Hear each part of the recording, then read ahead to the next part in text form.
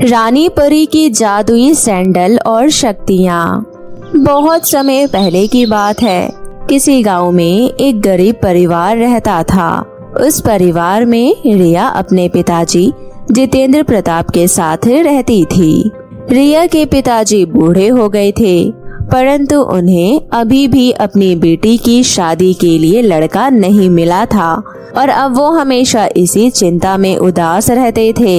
उम्र ज्यादा हो जाने के कारण अब तो वो घर का खर्चा चलाने के लिए काम भी नहीं कर पाते थे और शादी की चिंता के कारण हमेशा बीमार रहते थे। रिया अपने घर का खर्चा चलाने के लिए गांव के अमीर लोगों के यहाँ छोटा मोटा काम करके जैसे तैसे घर चला रही थी। ऐसे ही दिन बीत रहे थे और एक दिन रिया काम करके घर आ जाती है। तभी रिया के पिताजी जितेंद्र प्रताप रिया से कहते हैं, मेरी प्यारी बेटी, मुझे माफ कर दो जो मैं तुम पर बोझ बना बैठा हूँ। अभी तो मुझे तुम्हारी शादी भी करनी है, परंतु मेरी गरीबी के कारण तुम्हें कोई शादी के लिए देखने भी नहीं आता है। मुझे तो अब शर्म आती है कि मेरी बेटी की शादी नहीं हो रही है। पिताजी, आप ऐसा क्यों कहती हो? आप बिल्कुल भी चिंता मत करो। एक ना एक दिन तो हर किसी की शादी हो जाती है और फिर जिस दिन भगवान ने मेरी शादी लिखी होगी उसी दिन होगी ना एक दिन पहले और ना एक दिन बाद। इसलिए आप बिल्कुल भी चिंता मत करो। वो दोनों इस तरह बातें कर रही होती हैं कि तभी उनके घर में जितेंद्र का एक घनिष्ठ मित्र राकेश उसके पास आता है और कहता है, अरे मेरे दोस्त, मेरे होते हुए तुझे चिंता करने की कोई जरूरत नहीं है। तेरी बेटी की शादी मैं करवा दूंगा, अब तू चिंता फ्री हो जा। मेरी नजर में एक लड़का है, वो बहुत होशियार है और इस समय एक बड़ी कंपनी में काम कर रहा है।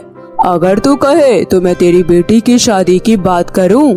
अरे हाँ दोस्त, क्यों नहीं, ये तो बहुत अच्छी बात है।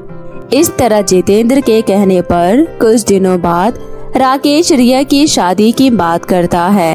वो लोग भी रिया से शादी के लिए तैयार हो जाते हैं और ऐसे देखते ही देखते एक अच्छा मुहूर्त देखकर रिया की शादी एक पवन नाम के लड़के के साथ हो जाती है।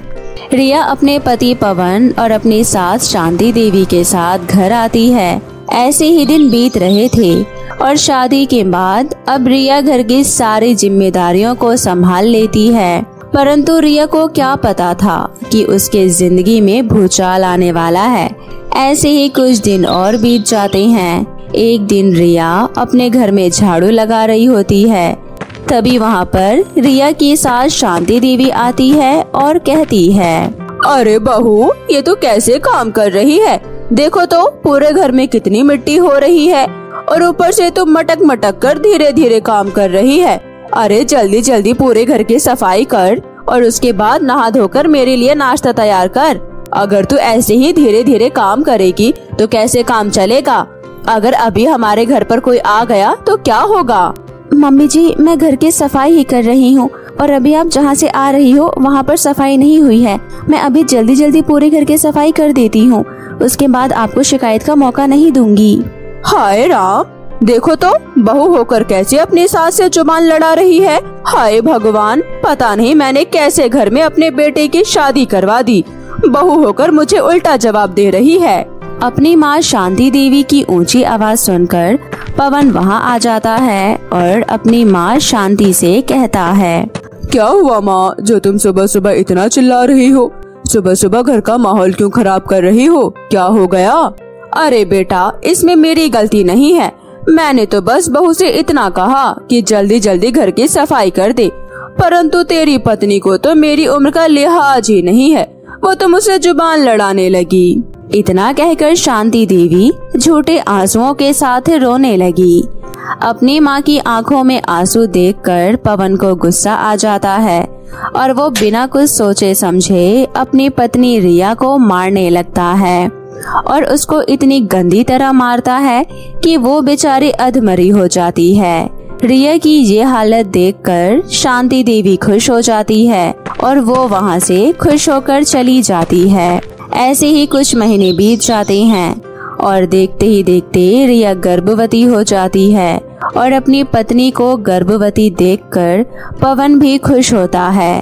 उसका लगाव अपनी पत्नी के प्रति बढ़ जाता है और अपनी पत्नी का ध्यान रखने लगता है। परंतु ये बात शांति देवी को बिल्कुल हजम नहीं हुई और अब वो उन दोनों को अलग करने की सोचती है। शांति मन ही मन बोलती है, हे भगवान, पता नहीं इस मनहूस ने मेरे बेटे पर क्या जादू कर रखा है। जब से इसकी शादी मेरे बेटे से हुई है और जब से ये पेट से हुई है, मेरा बेटा इसके पल्लू से ही बंध गया है। इसके बाद शांति देवी रिया के बच्चे को मारने की सोचती है।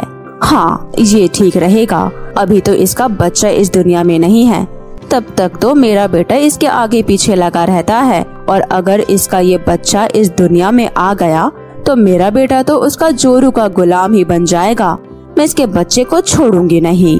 ऐसे ही दिन बीत रहे थे और एक दिन शांति देवी रिया के बच्चे को मारने के लिए जमीन पर तेल गिरा देती है और वहां से दबे पांव भाग जाती है। वहीं दूसरी तरफ आकाश लोक से कुछ परियां शांति देवी को ये सब करते हुए देख रही थी। तभी उनमें से एक परी रिया के सामने प्रकट होती है और कहती है, मेरी प्यारी बेटी रिया, मैं परी हूँ और मैं परी लोक से आई हूँ। तुम्हारी सास शांति देवी ने तुम्हारे बच्चे को मारने के लिए जमीन पर तेल गिराया है और तुम वहाँ पर मत जाना। परी, आपका बहुत बहुत धन्यवाद जो आपने मेरी इतनी सहायता की, परंतु मैं आज तो बच जाऊंगी, लेकिन हो सकता है कि मेरी सास मेरे बच्चे को मारने के लिए आगे फिर कभी दोबारा कोशिश करे, फिर मैं क्या करूंगी? हाँ रिया, तुम सही कह रही हो, परंतु तुम चिंता मत करो। मैं तुम्हें ये जादुई सैंडल दे रही हूँ, तुम इन सैंडल को अभी पहन लो। उसके बाद ये सैंडल तुम्हारी सुरक्षा करेंगे और जहाँ कहीं भी तुम्हारी जान को खतरा होगा वहाँ तुम्हें नहीं जाने देंगे। और तो और मैं तुम्हें आशीर्वाद देती हूँ कि तुम एक सुंदर सी जादुई परी को जन्म दोगी जो तुम्हें जीवन में कभी भी परेशान नहीं होने देगी। अच्छा रिया, अब मैं चलती हूँ, मुझे परीलोक जाने में देरी हो रही है। इतना कहकर वो परी वहाँ से गायब हो जाती है। रिया परी के कहे अनुसार वो सैंडल पहन लेती है और इस तरह उस दिन के बाद रिया को कभी कोई परेशानी नहीं होती और कुछ महीनों बाद रिया एक सुंदर सी परी को जन्म देती है जिसके सुंदर लाल गुलाबी गाल और नैन नक्श थे। रिया अपनी बेटी को देखकर खुश हो जाती है। इसी तरह कुछ साल बीत जाते हैं और अब शांति देवी को उसके कर्मों के हिसाब से सजा मिलती है कि कुछ दिन पहले पैर से चलने के कारण उसकी कमर में मोच आ जाती है और अब वो बेड से भी नहीं उठ पाती। साथ ही साथ रिया ने अपनी बेटी का नाम पिंकी रखा। रिया का पति पवन भी अब उन्हीं के साथ रहता था।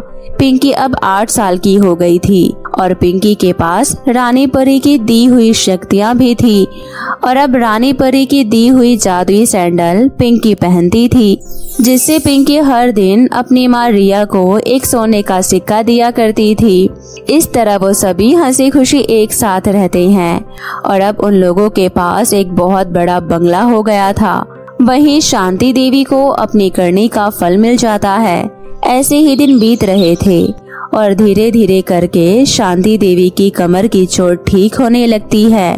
परंतु तभी एक दिन अचानक छत से पैर फिसलने के कारण शांति देवी की मृत्यु हो जाती है। रिया का पूरा परिवार शांति देवी का अंतिम संस्कार कर देता है और इस तरह उस दिन के बाद वो सभी लोग हंसी खुशी से रहने लगते हैं। तो मेरे प्यारे दोस्तों, कैसी लगी आपको हमारी ये कहानी, हमें कमेंट करके ज़रूर बताएं। अगर आपको हमारी ये कहानी अच्छी लगी हो तो इसे अपने दोस्तों के साथ भी शेयर करें।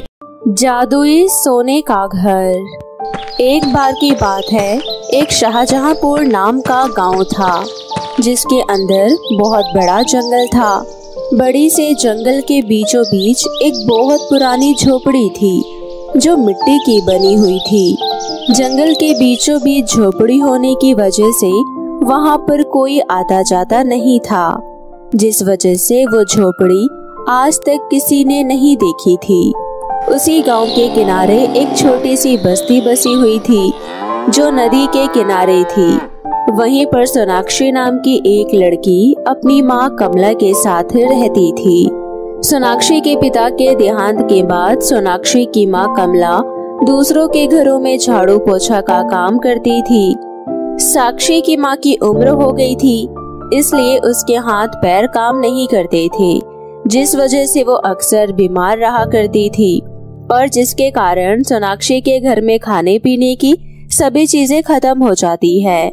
क्योंकि सोनाक्षी किराए के घर में रहती थी, इसलिए उन्हें अपने मकान का किराया भी देना होता था, परंतु बीमारी के चलते विमला काम नहीं कर पा रही थी, इसलिए उसके सारे पैसे भी खत्म हो गए थे और सेठ मकान का किराया लेने के लिए घर पर आता है। कमला, अरे ओ कमला, कहाँ है? 2 महीने हो गए हैं, तूने पिछले महीने से मुझे मेरा किराया नहीं दिया है। अगर तूने मुझे इस बार किराया नहीं दिया तो मैं सूद समेत अपना किराया वापस लूंगा और तुझे अपने इस घर से बाहर निकाल दूंगा। तेरे पास बस 1 हफ्ते का समय है। बेचारी कमला से खड़ा तक नहीं हुआ जा रहा था। लेटे लेटे ही सेठ को अगले हफ्ते किराया देने के लिए हाँ कर देती है। कमला की बात मानकर सेठ वहाँ से चला जाता है। सेठ की ये सारी खरी खोटी बातें सोनाक्षी सुन लेती है। सोनाक्षी को समझ नहीं आता कि वो मकान के किराए के पैसे कहाँ से लाएगी। सोनाक्षी को काम करने की बिल्कुल आदत नहीं थी, वो हमेशा से कामचोर लड़की थी। इस बार उसे कुछ भी करके मकान के किराए के पैसे देने थे। सोनाक्षी रात के समय गांव में ही थोड़े बहुत पैसे या कीमती सामान चुरा लेती है और उन्हें बेचकर अपने घर का राशन इकट्ठा करती है। कमला को समझ नहीं आता कि सोनाक्षी ये सारे पैसे कहाँ से ला रही है। बेटी, तूने कोई काम करना शुरू कर दिया है क्या? देख रही हूँ आजकल घर में राशन का सामान मौजूद है और तेरे पास मेकअप करने का भी सामान है। ऐसी कौन सी नौकरी करने लगी है, जरा मुझे भी तो बता। अरे माँ, आप क्यों परेशान हो रही हो? आप बस आम खाइए, गुठलियाँ गिनना छोड़ दीजिए। सोनाक्षी अपनी माँ की बात को टाल देती है। अगले हफ्ते होते ही सेठ सोनाक्षी के घर पर पैसा मांगने आता है। तभी सोनाक्षी अपने पर्स में से पैसे निकालकर सेठ को दे देती है। सेठ भी थोड़ा हैरान हो जाता है कि कल तक तो उनके पास खाने को सामान भी नहीं था और आज घर में खाने पीने की वस्तुएं, फल सब्जियां मौजूद थे और सोनाक्षी ने किराए के पैसे भी दे दिए थे। सेठ ज्यादा मतलब नहीं रखता और अपने पैसे लेकर अपने घर चला जाता है। सोनाक्षी की चोरी करने की आदत दिन पर दिन बढ़ती जा रही थी। सोनाक्षी को लगता था कि वो कभी पकड़ी नहीं जाएगी, परंतु ऐसा कब तक चलता। एक दिन रात को सोनाक्षी गांव के अमीर आदमी के घर पहुंच जाती है। सोनाक्षी ने अपने मुंह पर कपड़ा बांध रखा था ताकि उसे कोई पहचान ना सके। ये सही समय होगा, मुझे इसी वक्त इस घर में जो भी कीमती सामान है वो सब ले लेना चाहिए, इससे पहले कि कोई आ जाए। सोनाक्षी घर में से मौजूद कीमती सामान इकट्ठा कर लेती है और वहाँ से दबे पैर वापस अपने घर आ जाती है। सुबह जब गांव में शोर होता है तो पता चलता है कि गांव के सबसे अमीर घर में चोरी हो गई है। तभी पुलिस वाले वहाँ पर आ जाते हैं। पुलिस वाले कैमरे पर जांच पड़ताल करते हैं। तब उन्हें पता चलता है कि चोर इस तरह से चोरी कर रहा था और ऐसे फरार हो गया। काफी जांच पड़ताल करने के बाद पुलिस को पता चल जाता है कि चोर सोनाक्षी है। इस बात को साबित करने के लिए पुलिस सोनाक्षी के घर में छानबीन करती है। तभी वो सारा कीमती सामान सोनाक्षी के घर में मिलता है। क्योंकि सोनाक्षी अभी छोटी थी, इसलिए उसे जेल नहीं ले जाया जा सकता था।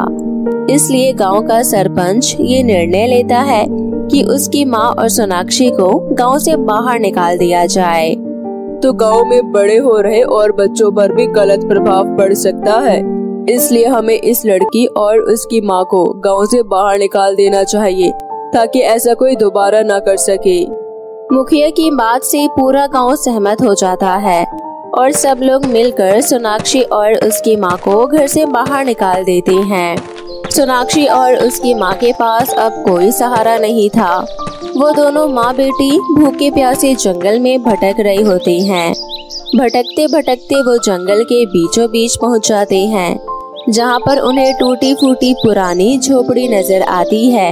सोनाक्षी को बहुत ज्यादा प्यास लग रही होती है और उसे चक्कर आने लगते हैं और सोनाक्षी की माँ की हालत और ज्यादा खराब होने लगती है। तभी दोनों माँ बेटी जमीन पर गिर जाती है। उसके बाद थोड़ी ही देर में चारों तरफ एक रोशनी होती है और वो मिट्टी का घर सोने के घर में बदल जाता है। सोने का घर जादू करता है जिससे सोनाक्षी और उसकी माँ की हालत एकदम ठीक हो जाती है और वो एकदम स्वस्थ खड़े हो जाते हैं। वो दोनों माँ बेटी अपने आप को स्वस्थ और तरोताजा देखकर सोने के घर के आगे हाथ जोड़कर कहते हैं, मुझे और मेरी माँ को स्वस्थ रखने के लिए आपको बहुत बहुत शुक्रिया। हे जादुई सोने के घर, आप कौन हैं? मैं एक जादुई सोने का घर हूँ। मैं तुम दोनों माँ बेटी के बारे में सब कुछ जानता हूँ कि किस तरह गांव वालों ने तुम दोनों को गांव से बाहर निकाल दिया है, परंतु मैं ये भी जानता हूँ कि सोनाक्षी की गलती की वजह से तुम दोनों को गांव से बाहर निकाला गया है। परंतु सोनाक्षी को अपनी गलती का एहसास अब हो गया है। हाँ, मुझे बहुत अफसोस है कि मैंने अपने ही गांव में चोरी की, परंतु मैं अपने हालात से बहुत ज्यादा लाचार हो गई थी, इसलिए मुझे ऐसा करना पड़ा। मैं क्षमा मांगती हूँ आपसे। मैं आगे से ऐसा कोई भी गलत काम नहीं करूँगी। ठीक है, जब तक सभी गांव वाले तुम्हें अपने गांव में रहने की इजाजत नहीं देते, तब तक तुम दोनों माँ बेटी इस सोने के घर में रह सकती हो। इस सोने के घर में तुम्हें सभी सुख सुविधाएं उपलब्ध होंगी। तुम्हें जिस भी चीज की आवश्यकता होगी, ये सोने का जादुई घर तुम्हें वो दे देगा।